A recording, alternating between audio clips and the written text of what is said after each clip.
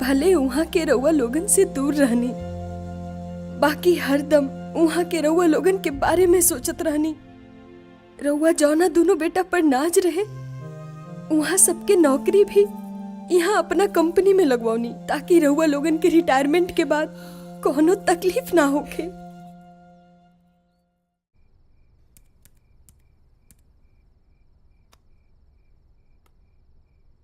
Hello सर, जितने भी नए लोग आए हैं उनकी केवाईसी रिपोर्ट मैंने आपको मेल कर दी है, प्लीज आप चेक कर लीजिएगा सर।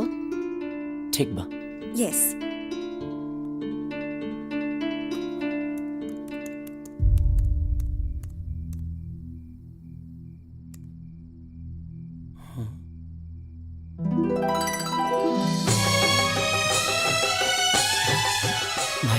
अच्छा सुन, 3 बेर हमरा से फिर बोलू हो, चौथा बार बड़का साइज ले देखो तो कैसन बा।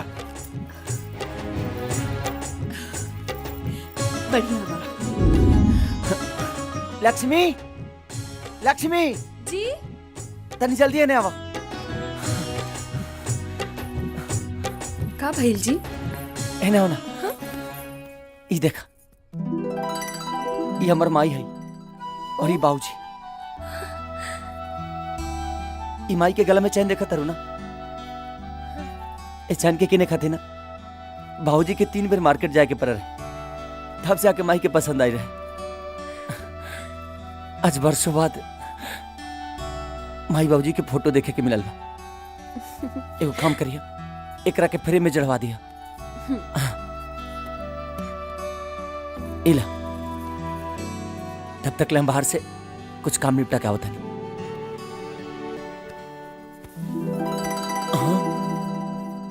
खाली काम देखबा, हमरा के कब देखेम?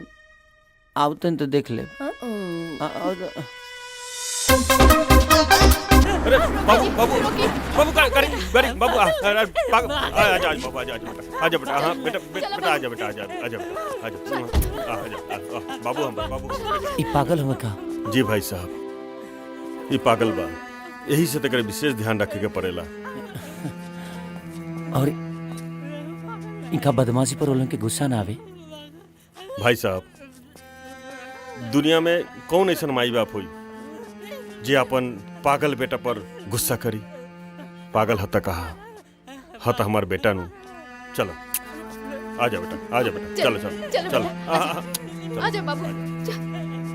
एकर मतलब पागल बेटा के माई बाप ज्यादा ख्याल रखेला।